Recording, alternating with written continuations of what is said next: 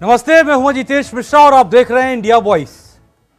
झारखंड की राजनीति में एनडीए के प्रत्याशी को लेकर अब घमासान के साथ साथ राजनीतिक जुबानी जंग भी छिड़ गई है, जिसके बाद धनबाद से डुल्लू महतो और चतरा से कालीचरण सिंह के नाम को लेकर घमासान मचा हुआ है और खुद डुल्लू महतो के बचाव को लेकर बाबूलाल मरांडी ने कमान संभाल ली है। मामले में एक नया घटनाक्रम तब घटा जब डुल्लू महतो की तरफ से सरयू राय को मानहानि का नोटिस भेज दिया गया, क्योंकि सरयू राय की तरफ से लगातार डुल्लू महतो के आपराधिक मुकदमों को लेकर सवाल किए जा रहे थे। अब देखना ये है इन सब के बीच राजनीतिक हमले से अपने लिए रास्ता बनाने वाले सरयू राय की रणनीति इंडिया गठबंधन में क्या लाती है और इस नोटिस पर कौन क्या कैसे करता है, इसी पर आज करेंगे खास चर्चा। लेकिन उससे पहले एक रिपोर्ट। झारखंड में बीजेपी ने डुल्लू महतो को टिकट क्या दिया। एक बार फिर बीजेपी और सरयू राय आमने सामने हो गए। झारखंड में राजनीतिक बवाल छिड़ा हुआ है। डुल्लू को लेकर बीजेपी के तमाम नेता बचाव में उतरे हैं, लेकिन इसमें सरयू राय भारी पड़ रहे हैं। पूर्व मंत्री सरयू राय धनबाद के भाजपा प्रत्याशी डुल्लू महतो के आपराधिक छवि किस्सों को सुना सियासी सुर्खियां बटोर रहे हैं, तो डुल्लू महतो सरयू राय को कानूनी नोटिस पोस्ट कर रहे हैं। नोटिस भेजकर चेतावनी दी जा रही है कि सरयू सार्वजनिक रूप से माफी मांगे या फिर मानहानि का मुकदमा झेले। आपको बता दें कि सरयू राय ने बीते दिनों प्रेस कॉन्फ्रेंस में डुल्लू महतो पर कई गंभीर आरोप लगाए। कहा है कि वो कोयले के धंधे में अवैध उगाही में शामिल थे। बस इसी बयान को लेकर सियासत में उबाल है। धनबाद लोकसभा क्षेत्र से भाजपा के घोषित प्रत्याशी और पिछले चुनाव में बाघमारा से 835 वोटों से जीतकर विधायक बने श्री डुल्लू महतो जी ने मुझे कानूनी नोटिस भेजकर धमकी दिया है कि आपके ऊपर मैं कोर्ट में मुकदमा करूंगा। अब वार भी हो रहा है और पलटवार भी। विधायक डुल्लू महतो के नोटिस पर विधायक सरयू राय आग बबूला है। कह रहे हैं कि ये कानूनी नोटिस घटिया दर्जे का है और जवाब देने लायक नहीं है। मैंने नोटिस को फाड़कर रद्दी की टोकरी में फेंक दिया है। उनकी यह लीगल नोटिस घटिया दर्जे की है, रद्दी की टोकरी में फेंके जाने लायक है। मैंने इसे फाड़ कर रद्दी की टोकरी में फेंक दिया है और मैं चुनौती देता हूं कि उनमें हिम्मत है तो मेरे विरुद्ध नोटिस देने के बदले में सीधे न्यायालय चले जाएं, जहां मैं उनका जवाब दूंगा। वैसे बीजेपी संगठन भी इस मुद्दे पर नजर बनाए है। खबर है कि बीजेपी संगठन भी इसे तूल देने के मूड में नहीं है। बीजेपी जानती है कि सरयू को छेड़ा गया तो धनबाद की खिचड़ी नहीं पक पाएगी। बीजेपी को 2019 का चुनाव याद है। जरा सी हवा दी गई तो सरयू राय धनबाद संसदीय सीट से चुनाव लड़ लेंगे। इसका सीधा नुकसान बीजेपी को होगा, क्योंकि डुल्लू के डर से इस सीट से बीजेपी के वोट कटवा खड़े नहीं हो रहे हैं। इसलिए डुल्लू दुहाई मांग रहे हैं। तूफानों से आंख मिलाओ, सैलाबों पर वार करो, मल्लाहों का चक्कर छोड़ो, सियासत का दरिया पार करो।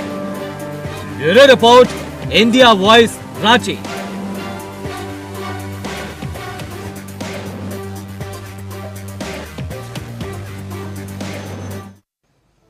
तो झारखंड में धनबाद जो है वो सियासत की धुरी बन गया है और लड़ाई डुल्लू महतो बनाम सरयू राय होती हुई नजर आ रही है।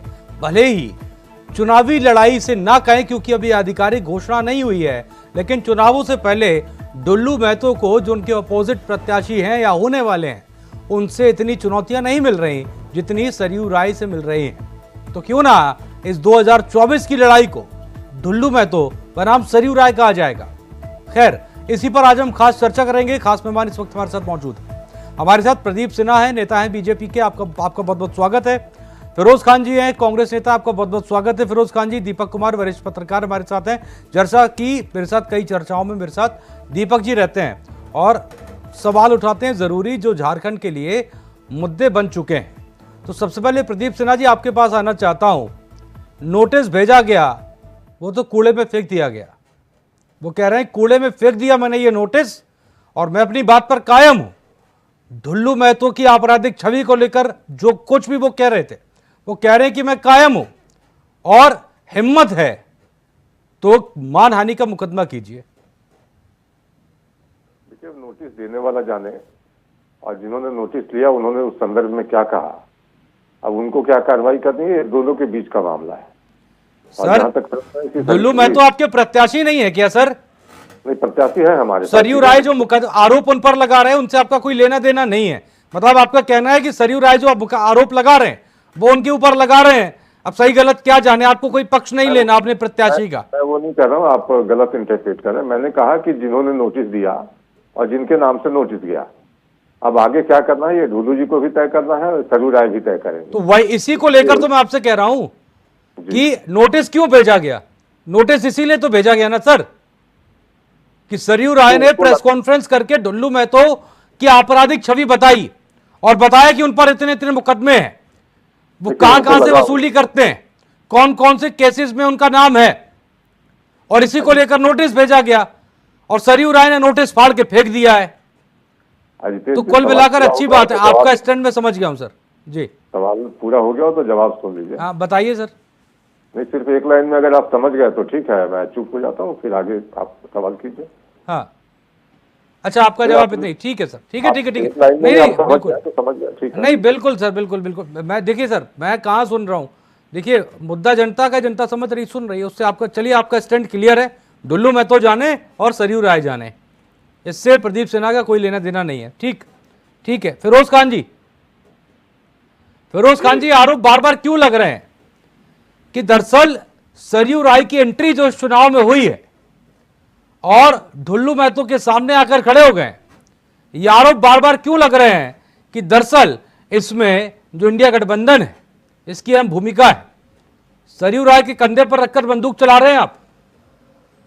जितेंद्र जी, सबसे पहले तो सभी को प्रणाम, सलाम, सत श्री अकाल, झारखंडी जवाहर जी। रमजान का महीना चल रहा है, सरूल का महीना चल रहा है। अभी हम लोगों ने कुछ दिन बाद रामनवमी आने वाला है, कल हिंदू नव उत्सव मनाया गया है। ये देश सभी का देश है, ये राज सभी का राज है। देखिए, प्रदीप मिश्रा जी कितना प्यार से बोल दिए, मुझे कोई लेना देना नहीं है मैं ढुल्लू महतो और राय जी से। इसका मतलब साफ है कि ढुल्लू महतो को जो प्रत्याशी बनाया गया है, पैसा लेकर प्रत्याशी बनाया गया है। बिल्कुल वो असहज है इसको लेकर, खैर मैं समझ सकता हूँ। ठीक है सर। किसी दबाव में प्रत्याशी बनाया गया। अब सरयू राय निर्दलीय यहाँ के एमएलए हैं, पूर्वी विधानसभा, जो हमारे घर से। सर आप असहज नहीं होते तो आप ये नहीं कहते कि दरअसल नोटिस जिनको गया वो जाने और जिन्होंने नोटिस दिया वो जाने। मैं आगे भी कुछ बोलने वाला था ना, लेकिन आप बीच में सवाल पर नहीं सर, आपने कहा आप मेरी बात को समझ रहे हैं तो समझ जाइए, इतना ही मेरे पास जवाब। खैर मैं आपसे ले लूंगा सर, अगर ऐसा हुआ है, अगर ऐसा हुआ तो मैं आपसे जवाब ले लूंगा। अभी आपके पास आ जाऊंगा। फिरोज खान जी अपनी बात पूरी करें। मैं जितेंद्र जी यही कह रहा हूँ कि भारतीय जनता पार्टी का आप जानते हैं, कड़वा कड़वा, थू थू, मीठा मीठा, गप गप, अच्छा होगा मेरा है, खराब होगा तेरा है। आज अगर धनबाद का सीट पर ढुल्लू महतो को प्रत्याशी बनाया गया है, किस परिस्थिति में बनाया गया है, क्यों बनाया गया है, किस लिए बनाया गया है, ये पूरा राज्य जानता है, सब लोग जानते हैं ढुल्लू महतो सभी क्या रहा है। जिस तरह अगर ढुल्लू महतो कांग्रेस पार्टी में होते, झारखंड मुक्ति मोर्चा में होते, तो आज जेल के सलाखों के पीछे होते। भारतीय जनता पार्टी में है इसलिए वो जेल के सलाखों के पीछे नहीं है। आप जानते हैं बड़ा बड़ा घोटाला करो, बड़ा बड़ा सरकार तो आप ही की है ना सर, क्या उल्टी बात, मतलब आप कह रहे हैं कि दरअसल बीजेपी सरकार में नहीं इसलिए, अरे आप सरकार आपकी है सर, सरकार और आपराधिक मुकदमे जम्मू कश्मीर के नहीं होंगे ना, झारखंड के ही होंगे सर। ईडी सीबीआई और भी बहुत सारे एजेंसियां। अरे ईडी सीबीआई तो है, पुलिस तो आप ही की है ना सर, हमारे राज्य के और उनमें जो ज्यादातर जो मुकदमे वो आप ही के अधिकार क्षेत्र से आते हैं। नहीं, आपसे मैं तो और ना उन पर कन्याकुमारी जम्मू कश्मीर के मुकदमे झारखंड के ही हैं सर। जेल में होते। आज भारतीय जनता पार्टी में जिनको टिकट दिया गया है, भारतीय जनता पार्टी में देखिए बड़ा बड़ा घोटालाबाज आता है, उसको टिकट दे दिया जाता है। आज देख रहे समस्या अधिकारी कौन है? विधायक दल का नेता है बंगाल का, तो सब जगह चिटफंड घोटाला में उसका नाम है। फिरोज खान जी, मेरा कहना सिर्फ इतना है कि बीजेपी की सरकार झारखंड में नहीं है, झारखंड में सरकार आपकी है। और जिन ढुल्लू महतो को लेकर जिनके आपराधिक मुकदमों का आप जिक्र कर रहे हैं, उन पर कार्रवाई भी सरकार को करनी होती है। अजीत देव जी, ईडी और सीबीआई किसके कारण काम करती है आपको नहीं पता है क्या?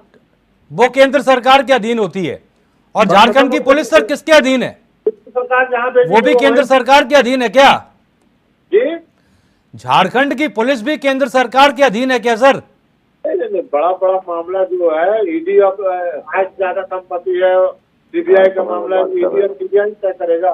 झारखंड में कौन तय कर रहा है बताइए? जो बीजेपी में जा रहे हैं वो पास साफ हो जा रहे हैं, जो दूसरे पार्टी में रह रहे हैं वो बेईमान हो जा रहे हैं। हाँ। ये तो हाल है झारखंड में। हाँ। देश का जब का मुख्यमंत्री जेल में है तो बाकी लोग कहाँ है बताइए? डर करे सहमे हुए हैं सभी लोग। जितने लोग जा रहे हैं बीजेपी में डर के जा रहे हैं, मेरे पार्टी में आओ नहीं तो जेल जाओ। ठीक है, आ रहा हूँ सर, आ रहा हूँ।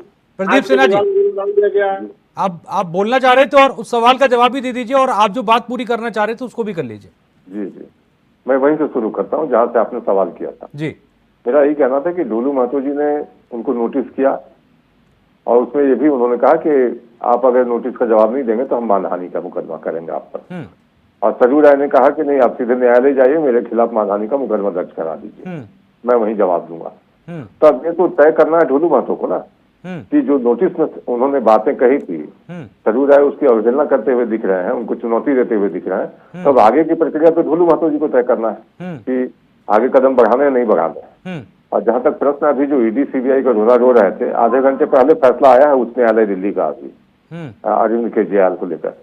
और मैं समझता हूं कि अगर इन्होंने देखा होगा तो इनकी सारे भ्रम दूर हो जाने चाहिए कि आज हाईकोर्ट ने किस तरह से अरविंद केजरीवाल के वकील को डांट लगाई, जिस तरह से पॉलिटिकल मुद्दा बनाने की कोशिश की थी, टाइमिंग को लेकर सवाल किया था, और अपने विशेषाधिकार को लेकर उन्होंने जो बातें कही थी कि मैं मुख्यमंत्री हूँ, मुझे रोका गया, चुनाव प्रचार शुरू हो चुका है, जो दलीलें रखी थी उन्होंने, सारे चीजों को कोर्ट ने खारिज कर दिया। ईडी को कहा कि नहीं, आपको पर्याप्त सबूत थे, आप उसके खिलाफ कार्रवाई कर सकते थे, और ईडी कब कार्रवाई करेगी ये तय करना किसी राजनीतिक दल का काम नहीं है। अब जहां तक इनका प्रश्न था कि ढुल्लू महतो का चरित्र जो पूरा राज्य जानता है, तो अगर कुछ इनके खिलाफ आपराधिक मामले हैं जो इनको लगते हैं कि आपराधिक मामले गंभीर प्रकृति के हैं और समाज के लिए खतरा हो सकता है, तो सरकार इनकी है, एसीबी इनके हाथ में है। कहीं अगर भ्रष्टाचार कर रहा हो तो उसके खिलाफ कार्रवाई कीजिए। और आपकी पुलिस भी अगर निकम्मी है, कोई गलत काम में लिप्त है, पुलिस आपकी आंख और कान मूंद कर बैठी हुई है, तो इसकी जिम्मेदारी हमारी नहीं है, भारतीय जनता पार्टी उसके लिए जिम्मेदार नहीं है जी। अपनी नाकामी का ठिकरा फोड़ने के लिए ईडी और सीबीआई का माला जपना बंद कीजिए। जो कारनामे किए हैं उसकी तो आपको फल भुगतना ही पड़ेगा। ठीक है, इसलिए मैं समझता हूँ कि अपने बचाव में कुतर्क करने के बजाय काफी देर से इंतजार कर रहे हैं जी। दीपक जी इंतजार कर रहे हैं। फिरोज खान जी आ रहा हूँ आपके पास, लेकिन इनके पार्टी में चलेगा सर ईमानदार। फिरोज जी आ रहा हूँ आपके पास आ रहा हूँ। दीपक जी, ये धनबाद की लड़ाई जो है ये कहीं ना कहीं साफ तौर पर सरयू राय बनाम ढुल्लू महतो बन चुकी है, जैसा कि हमने पिछली चर्चा में इसका जिक्र किया था, और अब वो अपना पूरा रूप ले चुकी है। सर अजितेश जी, सबसे बड़ी बात है कि आज प्रदीप जी बीजेपी प्रवक्ता के रूप में नहीं बात कर रहे हैं। ऐसा लग रहा है कानून वो न्यायालय के प्रतिनिधित्व कर रहे हैं कि अगर मैं कुछ बोलता हूँ तो कानूनी नोटिस ये वो।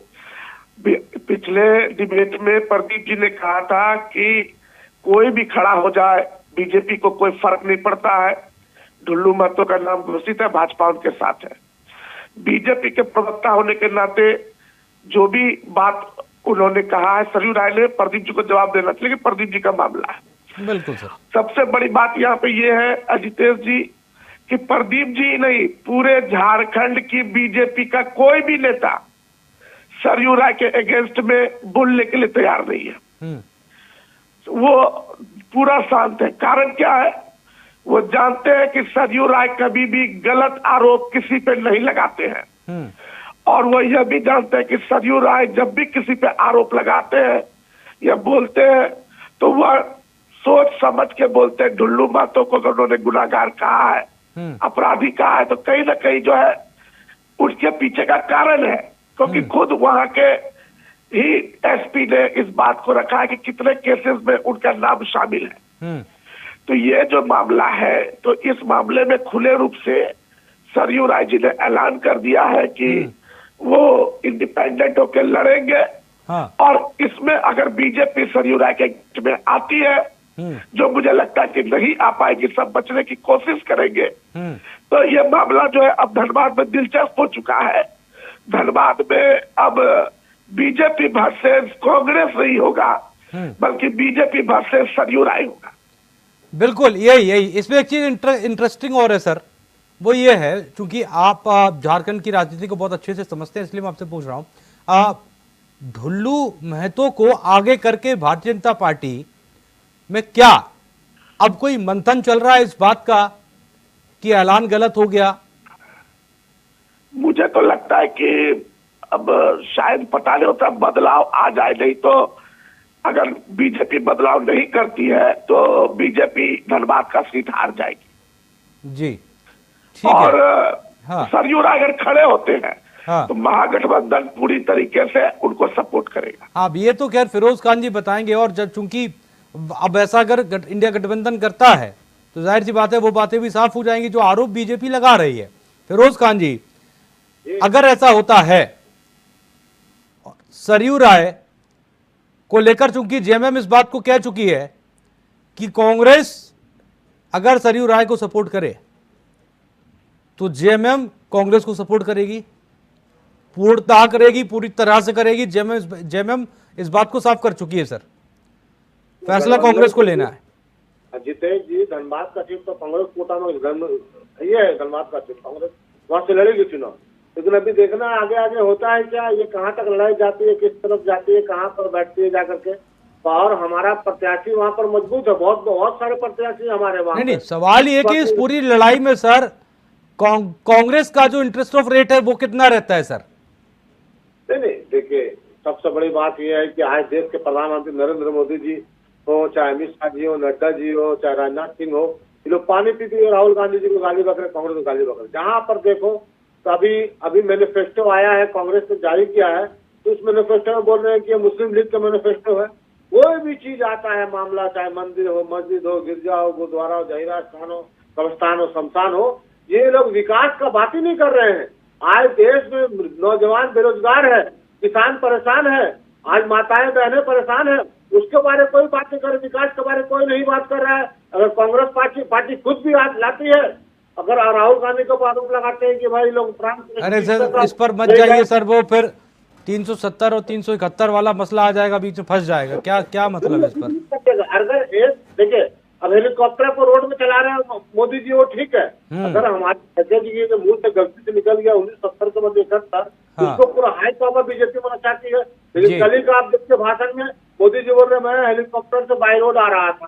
मोदी जी ने कहा ये बात को, आपने भी न्यूज में देखा इंडिया वॉइस में। आप बोले मोदी जी जो बोले वो सब सही है, बाकी जो सब बोले वो गलत है, अमित शाह जो बोले वो सही है। अब सरयू राय को समर्थन कर रहे हैं, ये भी बता दीजिए सर, कांग्रेस सपोर्ट कर रही है सरयू राय को? कांग्रेस का प्रत्याशी वहां से उतरेगा, दमदार प्रत्याशी उतरेगा।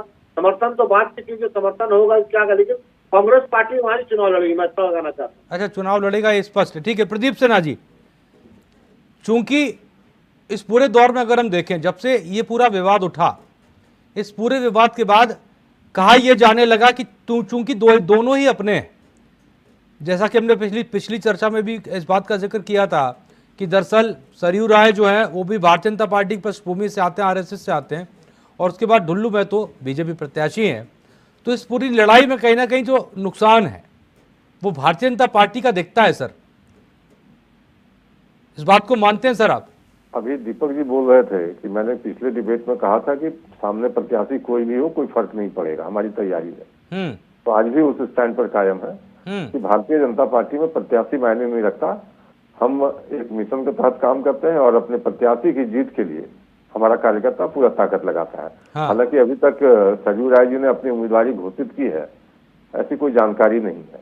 और रही बात की इंडिया अलायंस उनको सपोर्ट करेगा या नहीं करेगा, क्योंकि झारखंड मुक्ति मोर्चा की तो बात आई थी कि वो सपोर्ट करने के लिए तैयार है, लेकिन कांग्रेस के जो प्रदेश अध्यक्ष है उनका बयान बिल्कुल ही मैं समझता हूँ कि इस पक्ष में नहीं था। कि वो सरयू राय को सपोर्ट करने जा रहे हैं। और दीपक जी ने तो घोषणा कर दी कि पूरा गठबंधन, महागठबंधन जो है वो उनके साथ खड़ा होगा।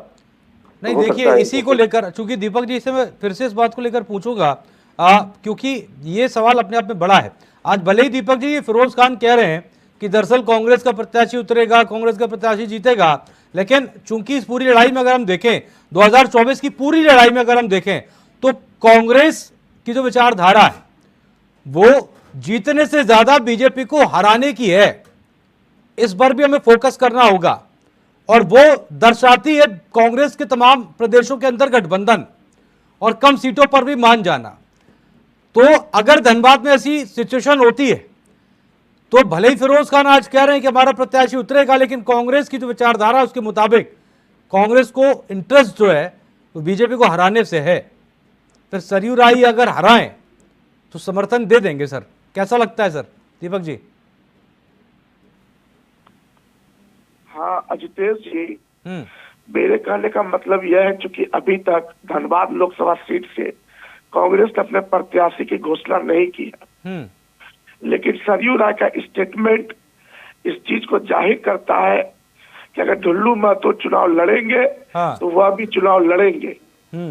और ये एक बहुत बड़ा फैक्टर बन सकता है कि लास्ट टाइम में महागठबंधन सरयू राय के पक्ष में डायरेक्टली तो नहीं, जो वो निर्दलीय लड़ेंगे तो इनडायरेक्टली समर्थन में उतरेगी। मेरे कहने मतलब यह था।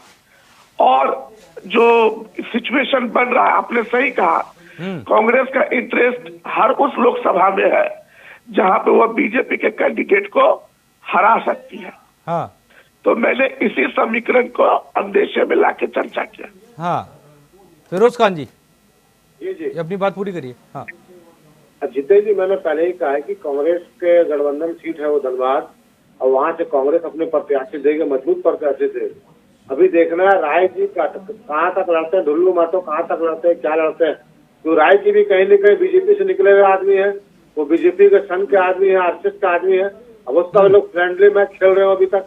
अब आगे देखना क्या होता है, सही में सीरियस है कि नहीं सीरियस है, आगे क्या होता है। जैसे जिस तरह रघुवर दास के उन्होंने हराया था जमशेदपुर में पूर्वी लोक विधानसभा, तो वो अलग मैटर था। ये लोकसभा है, धनबाद का मामला है। नहीं, मसला तो ये है ना सर, मसला कांग्रेस के इंटरेस्ट का है, और जो हर तरफ पूरे इस लोकसभा चुनाव में दिखाई देता है तमाम प्रदेशों के अंदर, कि दरअसल जिन सीटों पर, जिन राज्यों में कांग्रेस भले ही मजबूत ना हो या पूरी तरह से मजबूत भी मानी जा रही है, लेकिन अगर कांग्रेस को लगता है कि सीट पर फला पार्टी का आदमी को बीजेपी को हरा सकता है, तो कांग्रेस बैकस्टेप ले लेती है। जैसे कि पूर्णिया पर अभी आपके सामने बिहार में राय जी पहले स्टैंड अपना क्लियर करें, जो बीजेपी में जाएंगे कि आरएसएस में, किस पार्टी में जाएंगे। निर्दलीय चुनाव लड़ेंगे तो कोई थोड़ी सपोर्ट करेगा उनको। पहले किस पार्टी में रहेंगे, कहाँ से लड़ेंगे, किस तरह हो सकता। अभी उनको बीजेपी बोलते टिकट दे दे, ढुल्लू में तो घटा के बीजेपी उनको लड़ा, बीजेपी में नहीं चल जाएंगे क्या? वो बताइए आप, जाएंगे कि नहीं जाएंगे? नहीं, मेरा कहना सर सिर्फ इतना सा था, देखिए घुमा फिरा कर बात करने से कोई फायदा नहीं। देखिए मेरा कहने का मतलब सिर्फ इतना है सर कि पूर्णिया में सबके सामने, देखिए आज पप्पू यादव ये कहने पर मजबूर हो गए कि कांग्रेस में आना, पार्टी का विलय करना मेरे लिए सबसे बड़ा गुनाह था। मैंने बहुत बड़ा गुनाह कर दिया अपनी पार्टी का विलय करके। क्यों? क्योंकि वहां पर कांग्रेस ने पूर्णिया पर, पप्पू यादव तो आए कांग्रेस में, पार्टी का विलय कर दिया, लेकिन पूर्णिया पर आरजेडी ने प्रत्याशी का ऐलान कर दिया, और कांग्रेस ने आखिरकार पप्पू यादव को बैकस्टेप लेने के लिए कह दिया, क्योंकि मंशा यहाँ पर सिर्फ बीजेपी को हराने की है। सर आप मेरी बात नहीं समझ। पप्पू यादव ने जब पार्टी को विलय किया कांग्रेस, उन्होंने कहा था कि मैं टिकट के लालच से नहीं आया हूँ, मैं बीजेपी को हराने के लिए आया हूँ। सब यही कहते हैं सर, गठबंधन में सब यही कहते हैं। गठबंधन का पूर्णिया सीट तो पप्पू यादव। बता दीजिए आप मुझे कोई भी राजनीतिक इतिहास में एक ऐसा नेता जो किसी पार्टी में आया और पहले दिन प्रेस कॉन्फ्रेंस में जब वो शामिल हो रहा तो ये कह रहा हो कि मैं सीट से चुनाव लड़ने के लिए आया हूं। सभी कहते मुझे कुछ नहीं चाहिए सर, लेकिन राजनीतिक मंशा भी तो होती है ना सर। आज फिरोज खान को अगर कांग्रेस टिकट ऑफर करेगी तो लेंगे नहीं क्या? बोलेंगे बिल्कुल सर। पप्पू यादव ये भी कर रहे हैं, राहुल गांधी प्रियंका का चुनाव जो बोलेगा वही करेंगे। अब कांग्रेस को मजबूत करने के लिए मैं आया हूँ पार्टी में। प्रदीप सिन्हा जी, सरयू राय को लेकर लगातार इस बात का जिक्र होता है, चूंकि मेरा भी सवाल भी आपसे है, इससे पहले भी मैंने आपसे पूछा कि दरअसल सरयू राय का जब जिक्र होता है तो इसमें कांग्रेस जो है कांग्रेस की तरफ से कोई ऐसा प्रत्याशी अभी मैदान में सामने नहीं है जिसको कांग्रेस को लग रहा हो कि दरअसल, या और लोगों को लग रहा हो कि ये ढुल्लू महतो को टक्कर देगा। तो सरयू राय के कंधे पर रखकर बंदूक चलाई जा रही है कि नहीं चलाई जा रही है? देखिए, कांग्रेस के पास अगर कैंडिडेट होता, जैसा कह रहे हैं कि हमारे पास बहुत मजबूत कैंडिडेट है, तो रांची में भी रामटहल चौधरी को उन्होंने ज्वाइन करवाया पार्टी में, और लगभग 10 दिन बीत गए। आज तक रामटहल चौधरी की उम्मीदवारी का ऐलान नहीं कर सके, या तो सुबोध कांत लड़ेंगे, ये भी नहीं बता रहे हैं। बिल्कुल। तो निश्चित रूप से जो कंफ्यूजन है कांग्रेस पार्टी के अंदर, हाँ। और सहमत नहीं हो पाना, एक तरफ लोहरदगा की सीट अनाउंस करने के बाद भी झारखंड मुक्ति मोर्चा दबाव बना रहा है। बिल्कुल जाहिर सी बात है, कई सीटों पर ऐसा है। जी प्रदीप सिन्हा जी, इसी कंफ्यूजन के साथ ये अलायंस चल रहा है। हाँ। और जहां तक प्रश्न आपने किया सरयू राय जी का, हाँ। सरयू राय जी को तय करना है कि चुनाव लड़ना या नहीं लड़ना। नहीं लड़ना है, ठीक है। अब वो किस हैसियत से लड़ेंगे, निर्दलीय लड़ेंगे, किसी पार्टी के साथ लड़ेंगे, इसी पॉइंट के साथ उनको तय प्रदीप सिन्हा जी इसी पॉइंट के साथ इस चर्चा को आज खत्म करेंगे क्योंकि मेरे पास समय की कमी है। प्रदीप सिन्हा जी आपका बहुत बहुत शुक्रिया, फिरोज खान आपका भी बहुत बहुत शुक्रिया, दीपक जी आपका भी बहुत बहुत शुक्रिया। तो फिलहाल धनबाद की सियासत जो है वो सरयू राय बनाम ढुल्लू महतो बन गई है। और इस कहानी में सबसे दिलचस्प बात यह है कि दोनों का बैकग्राउंड भारतीय जनता पार्टी से है। तो सियासत की लड़ाई इस वक्त मानहानि पर आ गई है और धनबाद में घमासान सरयू का संग्राम। आज की खास चर्चा में इतना ही। नमस्ते।